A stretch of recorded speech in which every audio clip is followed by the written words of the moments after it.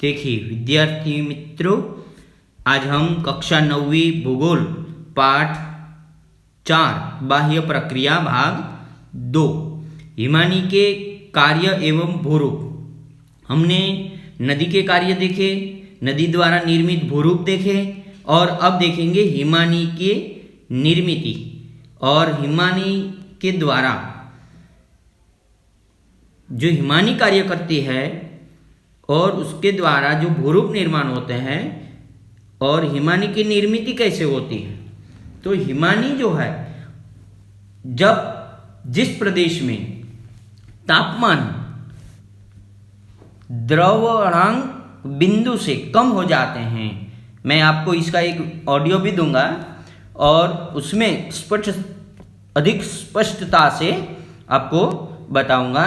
देखिए, जिस प्रदेश का तापमान द्रवणांक बिंदु से कम होता है उसमें, ऐसे प्रदेश में हिमपात के रूप में वर्षा होती है और वो वर्षा हिम परत दर परत जम जाती है और हिम परत भूपटल की ढलान से फिसलना बड़ी हो जाती है। आप सामने एक तस्वीर में देख सकते हैं, जो सफेद दिखा है वो हिम नदी है, ऊपर से सरकते सरकते नीचे आ रही। परत की सतह में समीप का हिम दबाव और घर्षण के कारण पिघलता है और हिमानी अत्यंत धीमी गति से ढलान की दिशा में सरकती है।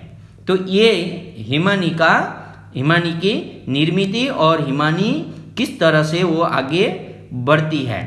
उसके बाद हिमानी नदी की तरह ही हिमानी भी प्रमुख 3 कार्य करती है। कौन से? तो पहला कार्य है अपक्षरण, वहन और निक्षेपण कार्य करती है। हिमानी का क्षरण कार्य देखेंगे पहले। तो क्षरण कार्य, गति कम होने पर भी बर्फ का घनत्व होने से अपने तल और कगार का क्षरण कार्य अधिक मात्रा में करती है।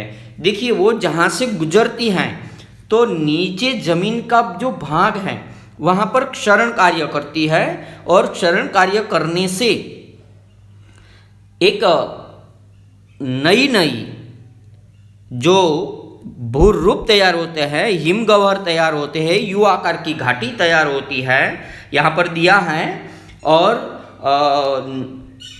लंबी लटकती घाटी तैयार होती है और आराम कुर्सी जैसा एक आकार, यू आकार की, देखो उसमें बर्फ पड़ी है और एक लंबित घाटी दिखाई दे रही है। अपने पाठ्य पुस्तक में है ये मेषशिला, जिसके ऊपर से बर्फ सरकती है और मेषशिला जैसा एक आकार तैयार करता है।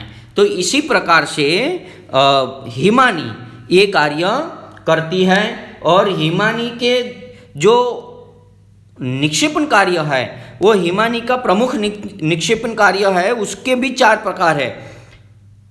मैंने आपको बताया कि नदी अपने साथ जल के साथ जो गाड़, मिट्टी, मलबा लेकर जाती है उसको जलोढ़ कहते हैं, जलोढ़।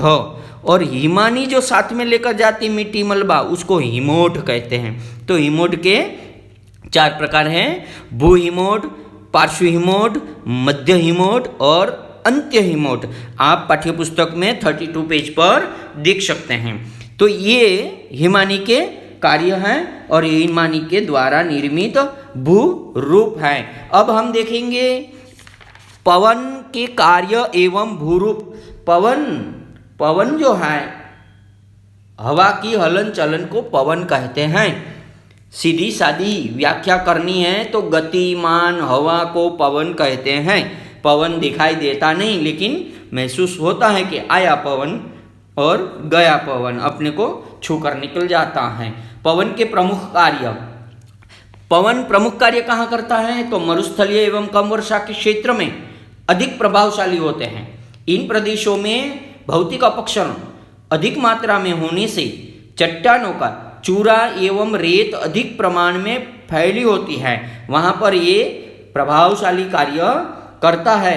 यहाँ पवन के वहन कार्य में कम रुकावटें होती हैं, इसीलिए वो एक जगह से दूसरी जगह पर अपने साथ रेत के कण, पवन के साथ रेत कणों का वहन होता रहता है। रेत के कण अति दूर तक बहा ले जाते हैं। ऐसे मरुस्थलीय प्रदेश राजस्थान, कच्छ और अरब देश कंट्री जो है ना, दुबई, उधर आपको इस तरह से भूरूप दिखाई देते हैं। जिस स्थान पर पवन की गति कम होती है, ऐसे स्थान पर रेत बैठ जाती है अथवा तो निक्षेपित हो जाती है, भौगोलिक शब्द बोलेंगे तो। इस प्रकार पवन क्षरण, वाहन और निक्षेपण कार्य करते हैं। पवन के क्षरण कार्य, पवन का क्षरण कार्य कौन सा क्षरण है? क्षरण यानी पवन द्वारा चट्टानों को खोदना, खुरचना, अलग आकार बनाना। तो पवन अपने साथ छोटे बड़े आकार के रेत के कण, पत्थर आदि पदार्थ बाहर ले जाते हैं। पवन मार्ग में आने वाली चट्टानों पर यह पदार्थ घिसने अथवा पटकने से चट्टानों का क्षरण हो जाता है, जिससे देखिए भूछत्र चट्टान यानी छतरी जैसी एक चट्टान बन गई, उसको भूछत्र चट्टान कहते हैं। और अपक्षरण गड्ढे, तो ऐसे नीचे भूमि के अंदर गड्ढे बन जाते हैं। और यार दांग, नीचे आपको दिखाई दे रहा ना, जो दीवार जैसा और बीच में रेती भरी है, आदि भूरूप तैयार होते हैं। ये अपने पाठ्य पुस्तक में भी आपको मिल जाएंगे। पवन का वहन एवं निक्षेपण कार्य, पवन वहन निक्षेपण एक साथ करते हैं, क्योंकि एक जगह से साथ बहने वाले रेत कण विभिन्न आकार के होते हैं, कोई छोटे होते कोई बड़े होते हैं। इसमें से सूक्ष्म कण अति दूर तक बहाकर ले जाते हैं और बड़े बड़े जो इसकी तुलना में बड़े भारी कण कम दूरी तक बहा ले जाते हैं। मरुस्थलीय अथवा कम वर्षा के क्षेत्र प्रदेश में इस रेत का निक्षेपण होता है। निक्षेपण होना यानी बिछा देना। रेत के टीले, बरखान, सैफ, उर्मी चिन्ह, लोएस, मैदान आदि भूरूप पवन के निक्षेपण कार्य से निर्मित होते हैं। ये सभी भूरूप मैं आपको नीचे देखिए, उर्मी चिन्ह और ये बरखान है बाजू में, और नीचे सैफ, बालू के टीले, तो ऐसा कुदरती ये कार्य होता रहता है। इसी प्रकार से ये पवन कार्य करते हैं। और अगले पीरियड में हम समुद्र जल के कार्य देखेंगे। मैं आपको ऑडियो भी देता और गूगल फॉर्म टेस्ट भी देता, वो छुड़वाएगा जरूर। ठीक है, धन्यवाद।